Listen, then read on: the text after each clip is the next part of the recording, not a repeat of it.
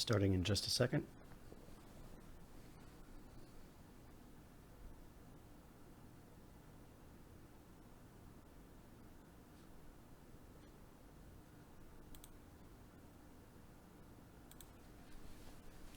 And here we go. All right, so welcome back. This is a follow-up to a couple of videos that I did. I did a video on the issues that were going on in Cameroon with regards to the internet being shut down, some of the activism related to that. Then I also did a video called Internet Shutdown Solutions, Internet Shutdown Solutions, that covered some of the ideas in general or in principle about how you would go about getting around that or fixing that. And so this is a follow-up to that, and it's a follow-up because there's been an update, and there was an update about a month ago actually, and I'm just now getting around to doing a follow-up video on it. But basically the internet is now back on in the sections of Cameroon that it had been shut down in. So let me first, just in case you didn't watch those, go over what happened. So there were some issues which I've continued to read about, and it's interesting stuff, but I don't claim to be an expert on politics. But basically there were some issues with the English-speaking part of the country, Northwest and Southwest labeled here on this map I stole from the BBC. And so these are the English-speaking parts of the country, and they were protesting and wanting more representation in the government and stuff like that. But then the government of Cameroon, which is primarily French-speaking, decided to shut down the internet in that area, primarily because of what they said they referred to as spreading fake news and fake reports and rumors and things, and they were afraid of violence and stuff like that. So obviously the Internet Society and all the organizations that I'm associated with oppose the internet being shut down for any reason whatsoever, because it was a blanket shutdown of just everything in this entire area. So the shutdown lasted a total of 94 days. I'm getting this information from Access Now. Access Now is an organization that pretty much just works to prevent things like this from happening. And you can read more details about this on their website, but it lasted for 94 days. It says the per capita income in Cameroon is $1,200, and the total estimated loss, financial loss from having the internet shut down for about 3 months was anywhere from 3 to 4.5 million. I saw a couple of different sources. Needless to say, that's a lot of money. That's a lot of money, particularly for an economy like that one.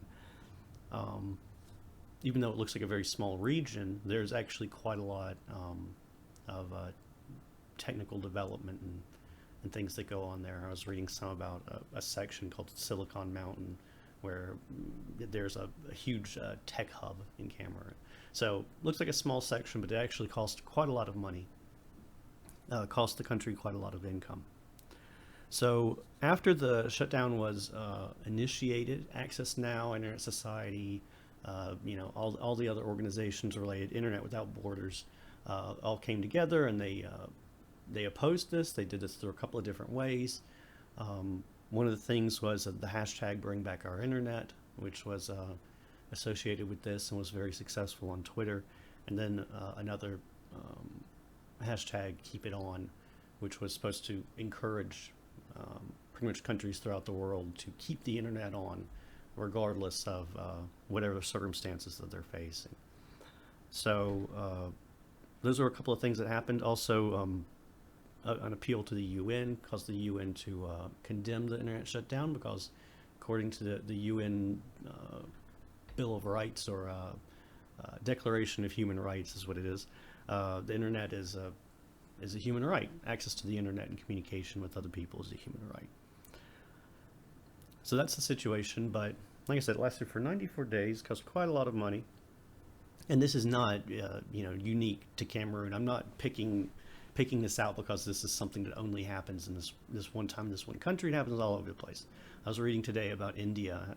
I think last year they said lost something like $1 billion in revenue because of various internet shutdowns in areas trying to control the population and their ability to communicate and organize.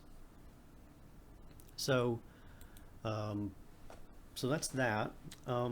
So, what are my thoughts on how all of that went? First of all, I'd like to ask, do you think that the internet shutdown was effective? And by that, I mean, were the objectives of the Cameroon government achieved by shutting off the internet in that section of the country? From everything that I've seen, as I was reading quite a lot about it this morning, um, they're still in a sort of a crisis mode right now. There's, shutting down the internet for 3 months did not resolve uh, the crisis that they have right now between the English speaking and the French speaking portions of the population. There's still protesters that have been arrested, and there's still, I was reading about some arsons that had taken place. Um, so uh, I don't think that it achieved anything. Now, that's just me talking, but I certainly don't think that things have gotten better since then. In other words, I don't think that they said, okay, now everything's better, we can turn the internet back on. So I definitely don't think that that's what happened, because it looks like things have gotten progressively worse over the past 3 months. So I would say that this was resoundingly a failure for the government of Cameroon, because they lost $3-4 million in revenue, but it didn't actually calm the situation down at all. It didn't achieve any of their objectives. It didn't prevent any violence or any protests or anything like that. It doesn't seem to have had any effect at all, any positive effect in controlling the population. So that's first of all. Second of all, what do I think was the effectiveness of the activism? So the hashtags and the UN and all of that stuff. Um, well, that's a good question, because normally I'm very cynical about stuff like that. I don't really think that, you know, governments who are willing to take these sorts of measures care about what anyone thinks. Um, so I just definitely don't think they would care about hashtags or a certain number of people retweeting it or anything like that. Um, so I'm skeptical about the effectiveness of all of that. But in this case, again, we have to ask, why was it shut down for 3 months, and then why was it turned back on? It wasn't turned back on as a consequence of anything, as far as I can tell, as a consequence of anything, any statements that were issued or any meetings with, you know, uh, people from outside the country, or people from the international community, or people from uh, the internet community, or people from the human rights community. It's not like there was a meeting and then the next day it was back on, or anything like that. There doesn't seem to be any relationship there. So I'm still very skeptical about whether or not any of the activism actually mattered. And it hasn't shown historically to have been very effective in all the other places where the internet gets shut down all the time either. I'm definitely not trying to discourage people from getting involved in activism. I'm just trying to think, well, if we're going to prevent this kind of thing in the future, what's actually going to be the most effective way to go about it? I think that it has probably come down to the money, because if you think about it this way, this is a complete speculation, but the ISPs, this is one of the things that I wanted to bring up, and that is the effect on the ISPs. So the ISPs are affected in a lot of different ways, right? If you have lines, if you have uh, service out to an area, and then you're not delivering that service, the people aren't going to pay you, so you don't have the money coming in.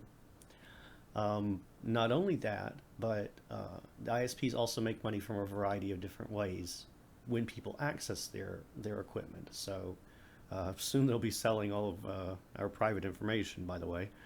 But for example, that would be a very simple example, right? So selling information about their customers to advertisers. Not that I support that, but again, it's a way that ISPs make money.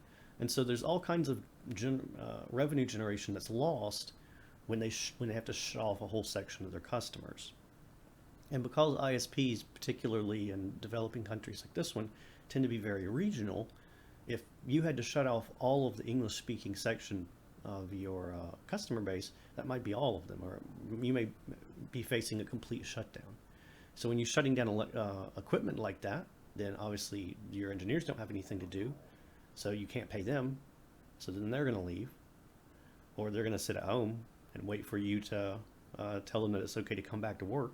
And that's assuming, again, that these people who are in very high demand don't decide to just say, well, I'm just going to go work for a different company. I'm going to pack up and move. I can't afford to wait around for this to come back online.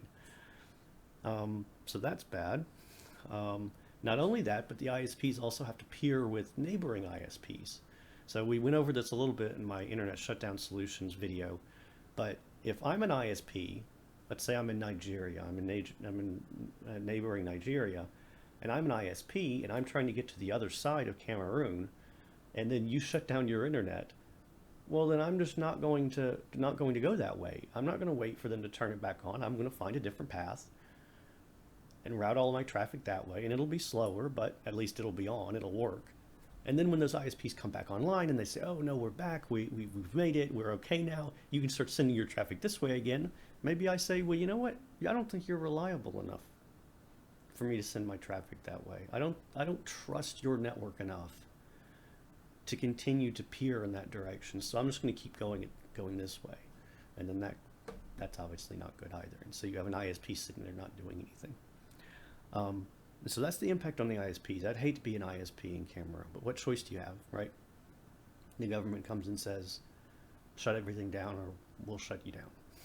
I mean, so you don't have a choice, but what I'm saying is that the only way that that I think that this eventually kind of came back was the ISPs actually probably pressured the government to say, we can't afford to continue to exist if we don't bring these services back up, because if it was down for a certain period of time, eventually the ISPs would just go out of business. And it wouldn't even matter if the government was paying them, was saying, okay, we'll pay you to make up for the amount of money that you lost from customers and from all this other stuff, because eventually that's just going to disappear.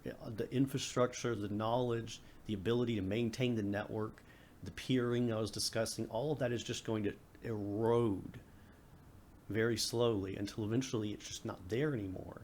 And the ISP just can't continue to exist as a business entity. It can't just be turned back on because there won't be anything left to turn back on. Yeah, I mean, I'd hate to be, I can tell you, as someone who works in the technical field, I'd hate to be the person who had to suddenly maintain all those servers when I was like, all right, switch it all back on, because it was just a nightmare to get everything back up and working. So yeah, I think if I had to speculate, which I never have to speculate, but I always do, I would say that that's probably where the pressure finally came from. There's a limited amount of force from the outside that can make those kinds of changes, but I think that's probably what finally did it. A couple of other things. One related to that is, what was the social and the economic impact of a shutdown? So similarly to the ISP issue, you have lots of people who said, okay, well, I can't study at the internet cafe nearby, so I'll drive to Nigeria. We were discussing this before, and I'll just use the one there. Well, maybe they decided they liked that one better. Maybe it wasn't that much further away. Maybe someone says, well, my job depends on being able to access the internet, so I'm going to pack up and move. 3 months is a long time. If they said the internet shut down, I'm packing up and moving, that person's not coming back. You're shifting businesses away. Maybe the internet cafe says, I'm not getting enough business here, so they shut down, they pack up, move someplace else. And again, it's not just because it was shut down this one time, it was because, oh, this is a thing that can happen. The moment that it becomes, okay, this is a thing that can happen, it can be shut down at any time. As a business owner, I'm immediately going to be thinking, okay, how can I make sure this never happens again? Because this is a very big deal. And so it's not just purely how much money was lost in this 3-month period. It's had a severe effect on the amount of business that's going to be in that area. Because why on earth would any sane person say, okay, I'm going to open up an internet-based business here in a place that I don't know if it's always going to have internet reliably? You wouldn't. So there's that. And again, the social impact. You don't know how many people you're completely losing in terms of people who decide to move, or people who decide to stop using the internet. They say, well, the internet shut down, so I'm just going to go back to doing everything with paper and pencil, and we'll do it the way we did in the old days. And then you turn the internet back on, and instead of reaping the benefits of increased productivity and increased ability to communicate, they say, internet could be shut down again tomorrow. I'm not going to take any chances with that. I'll continue to do it the old-fashioned way. And you've just destroyed your productivity. And again, it doesn't matter that you turned it back on, because that's going to have an effect. It's going to keep going. Especially, it's so hard to convince older people to use the internet to begin with, or older companies. You convince them that, yes, it's going to be beneficial for you to computerize and connect everything. And then something like this happens, and they say, well, we should have never stopped using, envelopes. And you can't blame them. So yeah, it's going to, this very small 3-month period where the internet was shut down is going to continue to have a rippling effect, a tidal wave effect on the economy and the culture and the society of Cameroon, just from these 3 months. Like, you really cannot even try to estimate the social and economic impact of something like this. And then one final thing that I wanted to bring up, and this is just my free speech agenda coming through. But what do you think is I've been talking to you about this, about the English section versus the French section of the country, and they're having arguments and stuff. But I haven't gotten into the details because I don't really know the details. And I don't want to say, that one side is right and one side is wrong in terms of whatever it is that they're arguing about. But I can tell you that from an outside perception, the people who are trying to shut down the conversation are the ones who I'm going to say, I'm very skeptical about your position on this. The people who are wanting to talk, who are wanting to communicate, who are wanting to get the information out and have a conversation and have a debate and have a discussion, those are the people who I trust slightly more. Doesn't mean they're right. I might learn both sides of this and decide that I completely disagree with the side that got shut down. But immediately my perception is the people trying to shut down the conversation are probably the ones in the wrong. Now, is that fair? Does that seem fair? No, it's not. But that's the reality. That's the way reality works. That's the way human beings work, is that the moment that you decide to shut things down like that, people are going to say, oh, well, you must obviously be guilty, right? And so from a public relations standpoint, this was also a disaster for the Cameroon government, because no one's going to take their side. All you have to do is say, well, if you're so sure that you were right, then why did you have to shut down the internet? And then they're going to have a really hard time responding to that. And so making their case going forward to say, okay, this is why these people that we were trying to shut down, this is why these protesters are wrong, this is why we were right, this is why we know the right way to go forward and the right things to do, they're going to have a really hard time making that argument, because people aren't going to want to listen to them. They're going to say, well, but then you did this nasty thing, and so I don't know if I can trust you or not. And so you end up, in a situation like with me, I don't know anything about the situation, but I'm immediately siding with the English-speaking part of the country, and I have no idea. For all I know, that might be a terrible group to side with. Maybe these protesters are wrong, or completely wrong. But my instinct is to side with the people who are being silenced. And again, that's from my, American freedom of speech perspective. That's just my instinct. And a lot of people around the world feel that way. So I don't see that this was a success for the government of Cameroon. I don't think that it achieved anything. I think it actively made things worse. I think you can definitely make that argument that it made things worse. And I wish and I hope that other governments who will see this, learn from this example, and hesitate to try to just shut down the internet in total for any particular area, thinking that it's going to somehow solve their problem, or that it's going to somehow make a bad situation better. Because it's not something that is temporary. It's not something that only has effects while it's going on.